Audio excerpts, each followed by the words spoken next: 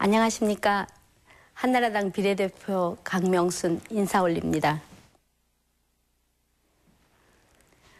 요즘 너무 싸워서 텔레비 보기 싫으시죠? 사실 저는 1975년 대학을 졸업하고 산동네로 올라갔거든요. 거기서 아이들을 만나면서 진료도 하고 유치원도 하고 신용협동조합도 하고 그러면서 저는 제가 인류대학 나왔다는 걸 땅에 묻어버렸습니다. 그런데 88 올림픽이 시작되고 또 강제 철거를 하고 또 집세를 구하지 못해서 아이들이랑 어른들이 마구 죽어가는 거예요. 대검찰청 통계로 1985년 1년 동안 빈곤 때문에 죽어간 사람들이 1,034명이나 되었습니다. 그래서 저는 너무 가슴이 아파서 가난한 아이들 도와야 되겠다. 아주 조직적으로 도와야 되겠다 생각을 했습니다. 그리고 이제 지금까지 세월이 지나왔는데요. 아이들이 죽지 말아야 되지 않습니까? 세월이 많이 지나고 우리나라도 많이 좋아지지 않았습니까? 근데 2004년도에 대구에서 4살 박이 아이가 죽어갔고요. 부검을 해보니까 쌀이 한 톨도 없었어요. 그리고 인천에서 부평의 공단 지역에 너무 살기가 힘든 분이 아이 3명을 아파트에서 던지고 죽고 자신도 죽었어요.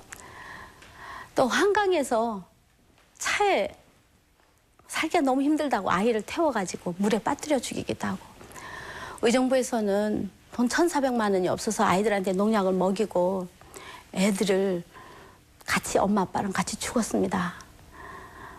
전 너무 속상해서 우리나라에 빈곤하든 결식하든 한 명도 없는 나라 만들어 봐야 되겠다.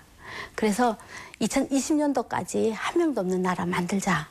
빛나 2020 운동이라는 거 시작했습니다. 저희가 부스러기 사랑 나눔회랑 이 운동 시작했으니까 아이들이 죽지 말아야 하는데 2004년도에 2005년도에 이어서 권영인이라는 아이 9살짜리 아이가 배가 고픈 개한테 찢겨서 죽었고요.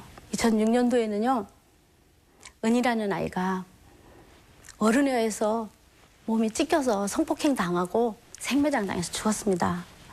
저는 참 도대체 내가 왜 사는가? 아이들은 죽어가는데 나는 왜 이렇게 살고 있는가? 참 무기력하고 슬프고 너무 힘이 쭉 빠지는 거예요. 그래서 저는 이 문제를 해결하기 위해서 국회도 찾아다니고 행정부도 찾아가서 제발 우리 아이들 생명을 지켜주는 그런 어떤 복지 체계를 만들어 달라. 그리고 이 아이들을 보살피는 지역아동센터 예산 좀 팍팍 줘서 선생님들 힘들지 않고 아이들 밥 잘 먹이고 잘 보살피는 일을 할 수 있게 해달라. 많이 졸랐습니다. 30년을 졸랐습니다. 그런데 아직도 완전하게 해결이 안 되고 있습니다. 참 마음이 아픕니다. 도대체 무엇 때문에 이렇게 가난한 사람들 문제는 해결이 안 되는 건지. 2008년도에 통계청에서 조사를 해보니까 시간제 노동을 하는 사람들의 82.8%가 100만 원 미만 받고 사는 거예요. 그렇죠. 여러분 참 요즘 살기 힘드시죠? 기름값도 오르고 물가도 오르고 희망도 없고 너무너무 힘들지 않습니까? 아이들은 자꾸 죽고 먹거리 뭐 이런 거 다 신경 써야 되는데 참 무서운 생각만 들지 않습니까? 저도 빛나 2020을 하고 또 아이들을 도와야 된다, 살려줘야 된다 이렇게 얘기를 많이 했지만 문제가 해결이 안 되고 있어서 참 마음이 답답할 때 한나라당에서 저에게 제안을 했습니다. 빈곤 아동을 위해서 아이들을 위한 정책을 좀 세워달라. 그 일을 좀 도와달라.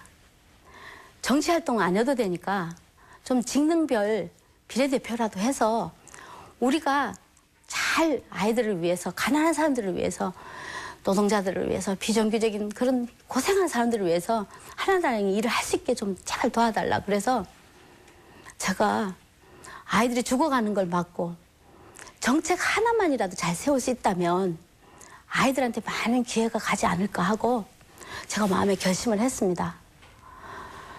죽더라도, 제가 죽더라도 아이들 문제를 해결해야 되겠다고 생각했습니다.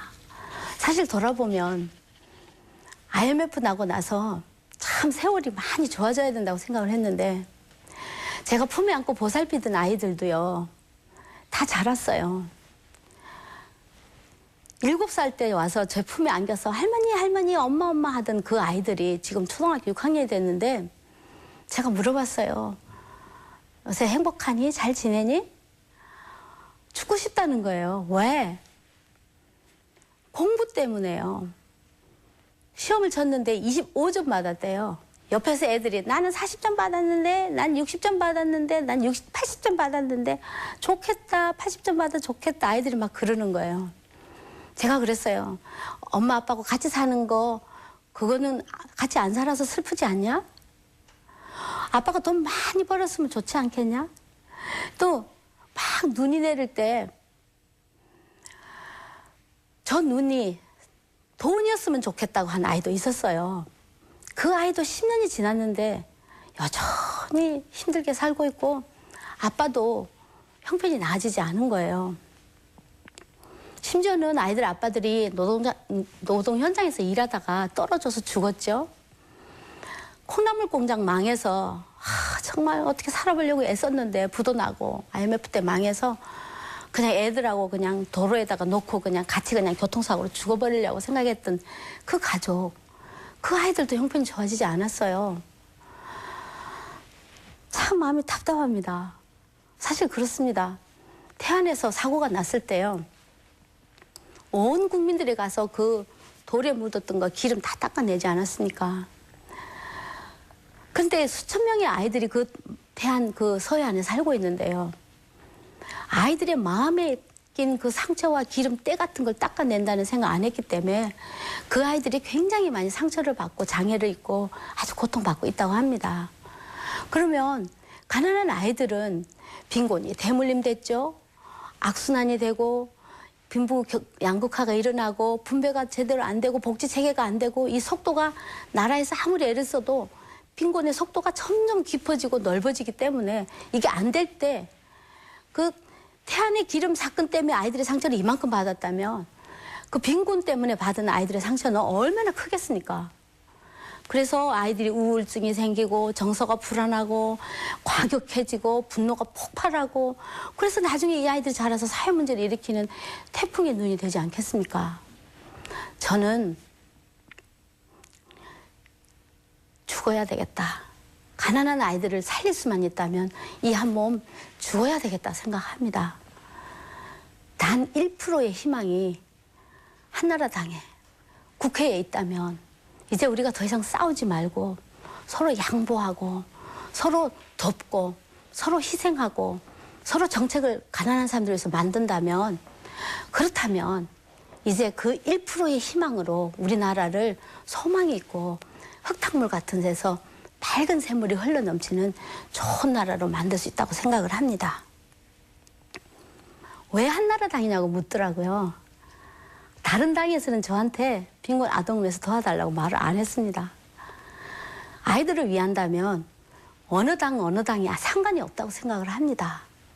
여러분께서 이 가난한 아이들, 우리나라에서 아이들이 죽어가지 않고 이 100만 명 아이, 1000만 명 우리나라 아이들을 잘 보살필 수만 있다면, 여러분들의 마음을 모아주신다면, 여러분이 잘 감시하고 좋은 울타리 체계를 만들어만 주신다면 우리 아이들을 살릴 수 있습니다. 빈곤 아동, 결식 아동 한 명도 없는 나라를 만들 수 있습니다. 감사합니다.